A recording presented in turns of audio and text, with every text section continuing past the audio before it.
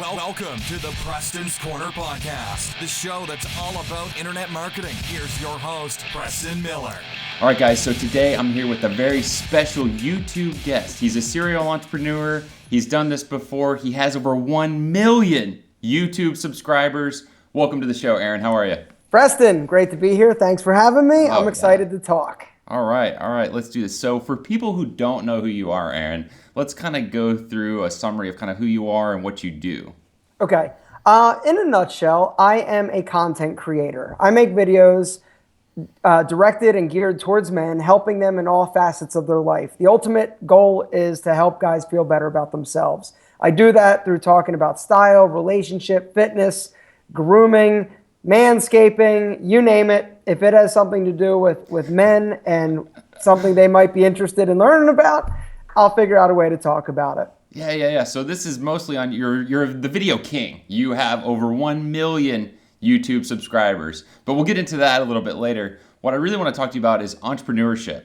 And, you know, people think it's easy to be an entrepreneur, and you've hit a huge level of success on YouTube with all your subscribers, and your videos are awesome. I've watched a bunch of them. So let's kind of talk about, you know, you as an entrepreneur and kind of things you've gone through, struggles, wins, successes. Sure. So here's, right now, looking in from the outside, everything looks great, right? I have a successful YouTube channel. I've got 7 businesses that I run. Wow. And really, it was all stemming from YouTube. I basically developed this audience. I developed this voice, this following. And so I figured out ways to basically just create some vertical businesses off of this following and this audience that I have. Currently, I get about 10 million views a month on all of my content and video. Yeah, which is great. And when you have that level of engagement, it's not real difficult to sell stuff. And so, but that's looking in right now. It didn't look that way 10 years ago. Right. And so when I graduated from college, the only thing I wanted to do was own a fitness center. That was it. Okay. And so I started working at a Bally's down in Atlanta and met a guy, and he's like, hey, let's open a nutrition store. Did that. Whoa. And learned very fast within a year that wasn't going to work out because our ethics were different. He decided he wanted to sell drugs out of the back of this thing, the store. Yeah, and so I made the decision to leave. And so I went to another fitness center, started training. Right. Met a woman, helped her lose 100 pounds. She wanted to help change other people's lives. So we decided, hey, let's open a personal training studio. Boom! There you go. That's amazing because that's the only thing I wanted to do was in the fitness center or be in the fitness industry. Did that, and that was a disaster. We signed the lease on September 11th. Like the September 11th. Oh, no. And that should have been an omen. And it was downhill from there. Ran that for about 4 years, expanded a bunch of times. By the time I shut it down, my overhead was around $40,000 to $50,000 a month. Wow. I was miserable. I had a bleeding ulcer. I was working at a golf course on weekends, driving a beer cart just to put gas in my car. Oh, my goodness. And so it was that bad. And so, had the opportunity, I'll be honest with you. I say to other people, I had the opportunity to get out of the fitness business. Right. It wasn't a choice by me. It was the universe shut it down. And, and I was forced to file bankruptcy. I was $300,000 in debt. Oh my goodness. It was a bad time. It was the lowest point in my life, to be honest. But people need to hear this. All the entrepreneurs out there, failure, I mean, if you hadn't have failed there, I failed so many times on different things that I try to do. But if you had done that, could you have reached where you are today? Exactly. And the answer is absolutely no. Yeah. Failing is interesting. Failing doesn't scare me. It's awesome.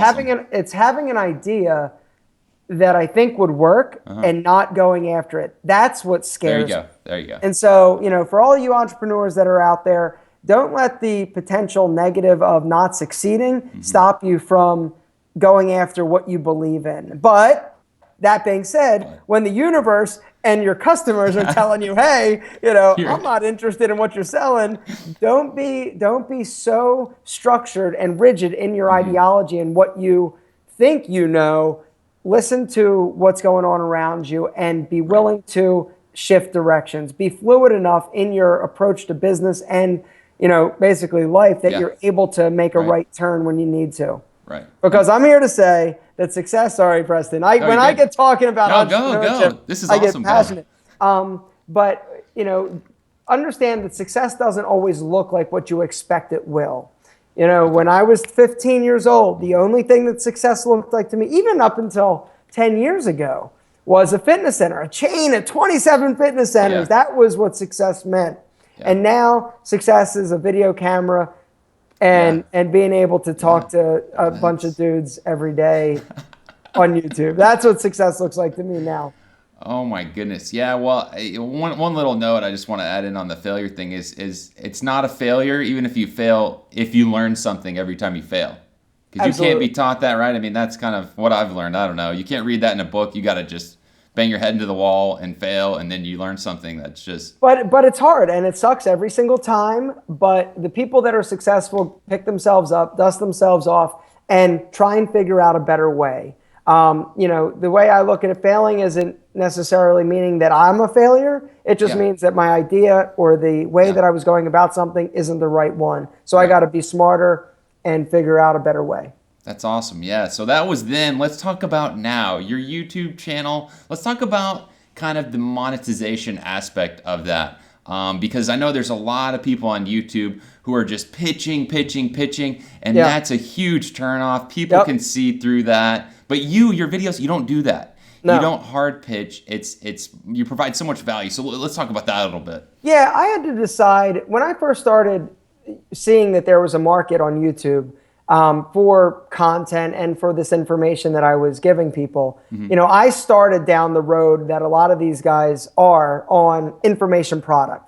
And so everything is geared towards that funnel, driving them to a huge funnel that goes to, It's this huge funnel. And so you're constantly, but in order to really be successful at that, you need to constantly be hammering, go sign up for my free ebook, go sign up for this, go do that. Have you checked out this? Right. And I decided that I didn't want to do that.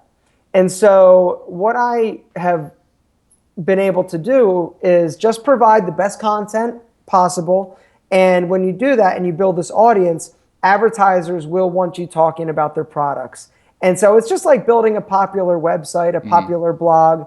You don't have to pitch when you've got the advertising and you've got the audience. And so my blog is monetized now, or my YouTube channel is monetized through the Google AdWords that are played. But then the majority of money is actually made through sponsored posts and sponsored videos where I talk about like, hey, check out this amazing phone. It's such a cool phone. If you want to check it out, there's a link down in the description to go grab it along with the discount code. And so my whole theory and idea now is, okay, deliver value, create an amazing video, but figure out a way just to feature these products. Don't beat it down people's throats. Yeah, right. And that's been successful so far.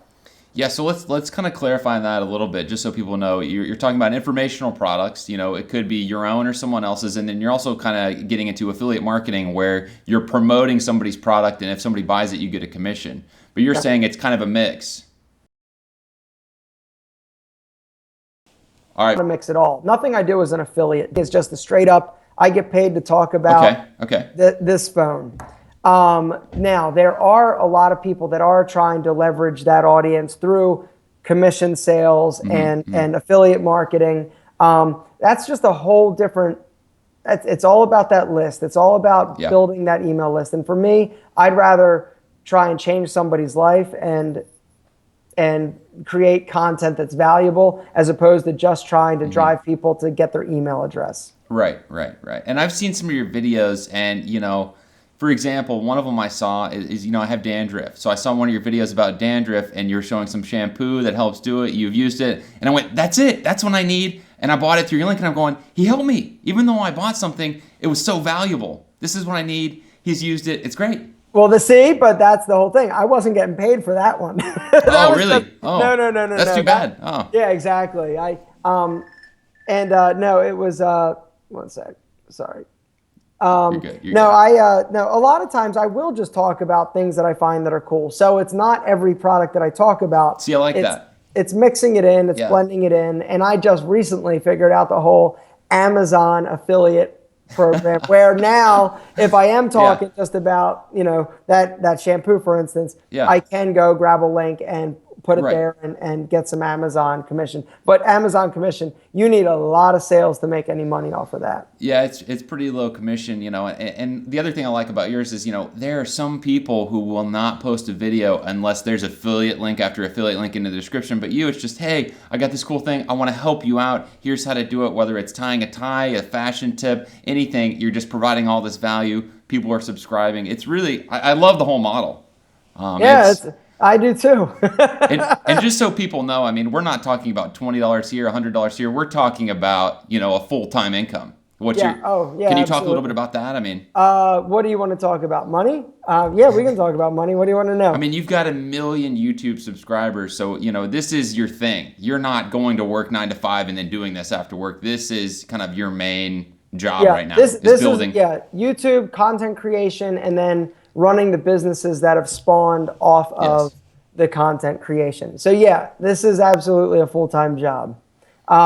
YouTubers make money through the affiliate deals, through advertisers, and through the advertising that is shown on their video. Right. More than subscriber, it's about video views. You can have 2 million subscribers, but if they're not watching your videos, you're not going to make any money. Right. And so, yes, there are YouTubers though that are super popular that are making, $500,000 just off the advertising that YouTube shows on their videos. And so you can make not just a healthy living, but an amazing living just by filming videos if you've got people that are interested in watching it.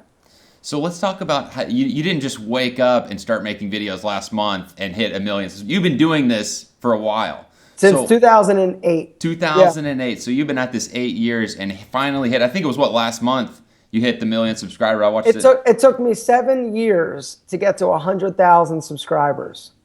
And then basically in the last 12 months, I added another 900,000. Wow. So, it's that first 100,000 that's the hardest. It was something where my wife gave me a video camera back in 2007, and it was, old school video camera. Mm-hmm. I had it for about a year before I actually opened the box. And then one day I hadn't been on YouTube more than twice. And I had this video camera. I'm like, hey, I have a big mouth. I got something to say. Let's see if, what this is about. And so I filmed a quick video. It took me forever. It was horrible. I put it up there and had no idea what to expect. This was before people were making money on YouTube. Right. And so, and I got a subscriber, and I didn't know what that was. And so I was like, hey. Yeah, and then I got a comment on the video, and then I got all excited, and I'm like, hey, and I responded, and that turned into another video, and I was hooked.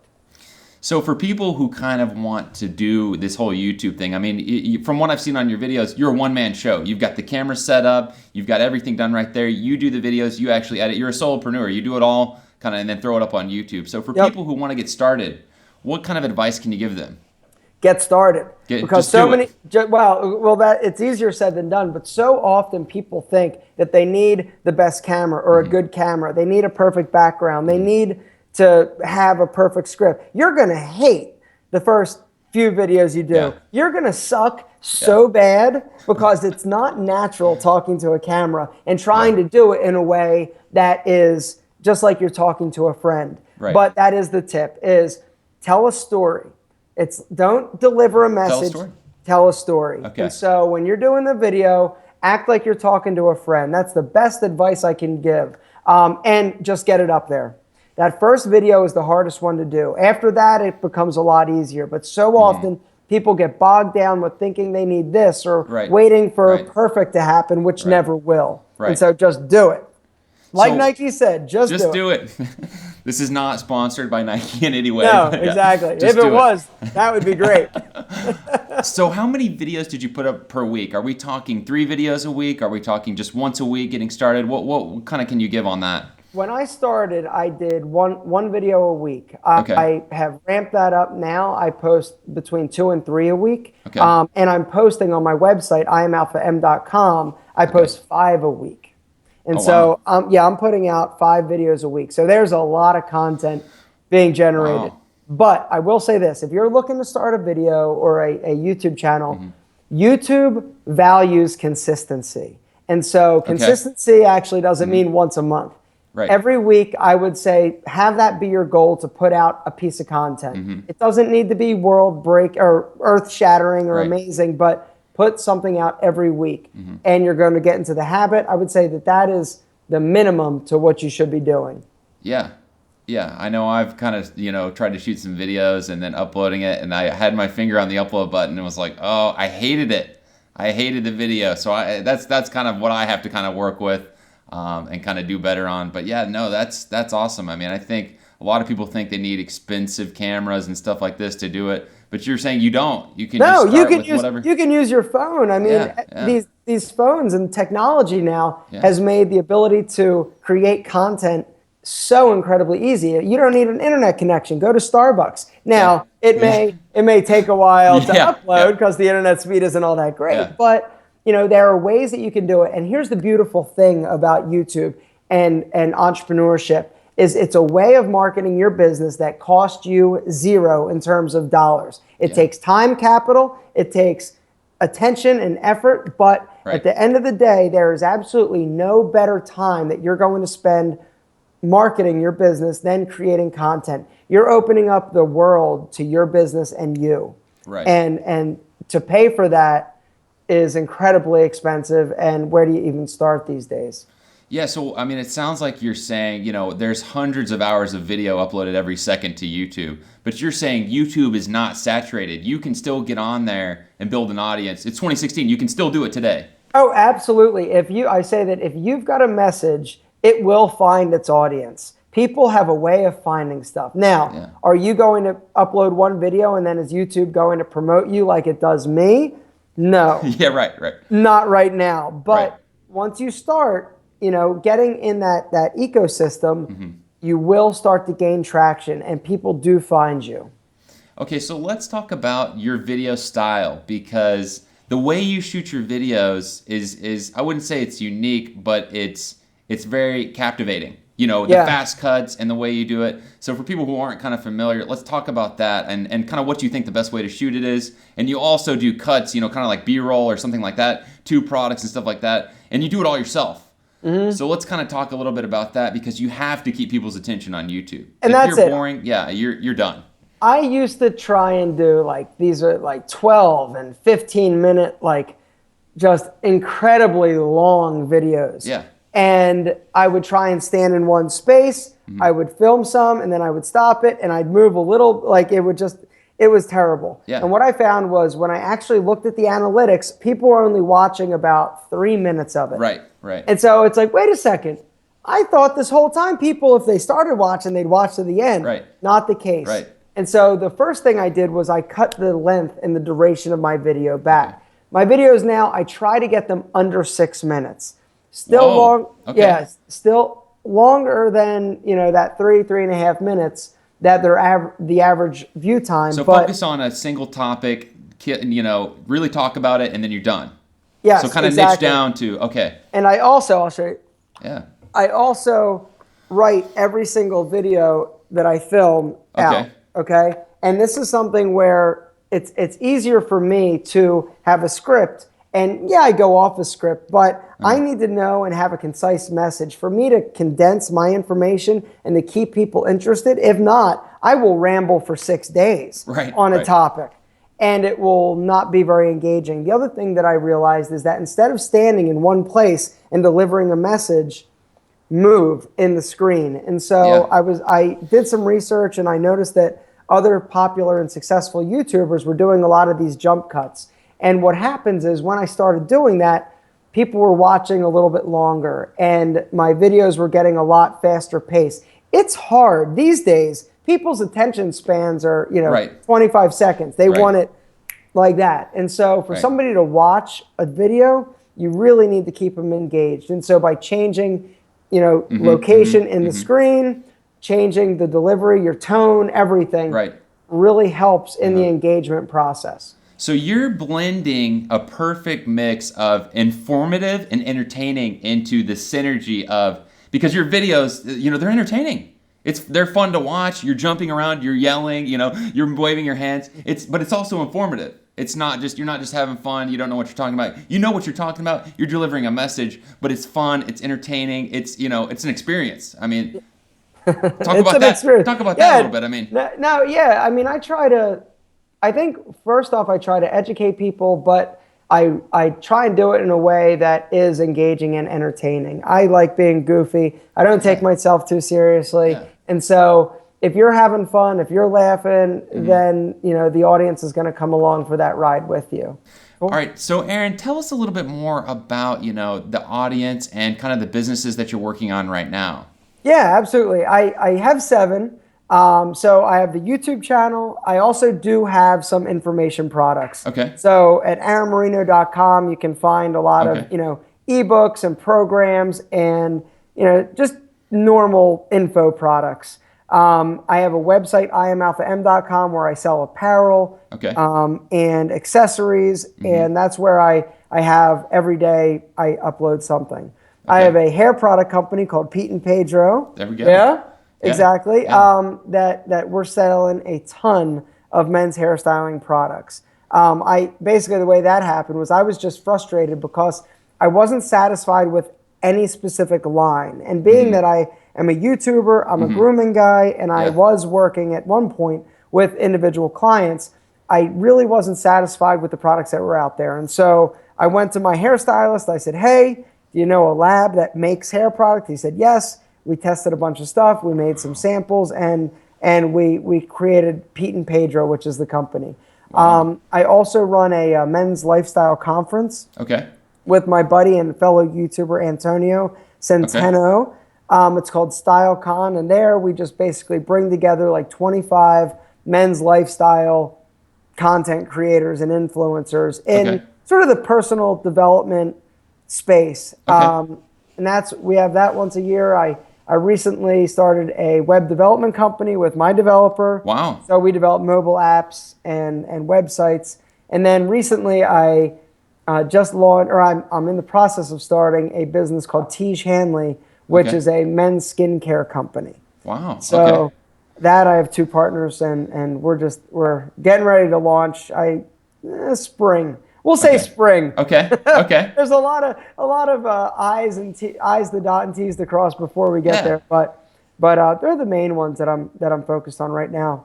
Okay, well that's awesome. Yeah, I'll have to link to all that in the video description. I don't link to all of that. Just if they go to YouTube and iamalpam.com, just link to those 2, and that'll give people enough to. That's way too much. Just so they get it, you're a serial entrepreneur. You're doing everything. You're in everything. I'm doing everything. But one of the problems, and this is just general advice for other entrepreneurs out there, is when you start to become a little bit more successful and you do have an audience, what becomes most difficult is actually keeping some time for yourself and not overextending yourself. Because I am to the point right now where with everything I'm doing, I am like tapped in terms of, I'm sure. I'm working more than I probably should be, but at the end of the day, I love what I'm doing so much that it doesn't feel like work. But I do realize that I am not very balanced in terms of my free time and my personal life and my career. And so I'm trying to get a little bit better about that. But just make sure that you set boundaries, I guess is the takeaway. Okay, so for people who are listening, what's kind of the key takeaway or key points that we can learn from Aaron Marino, the king of YouTube? What is the key message here? Get out there, start cranking out video. Is that kind of the main?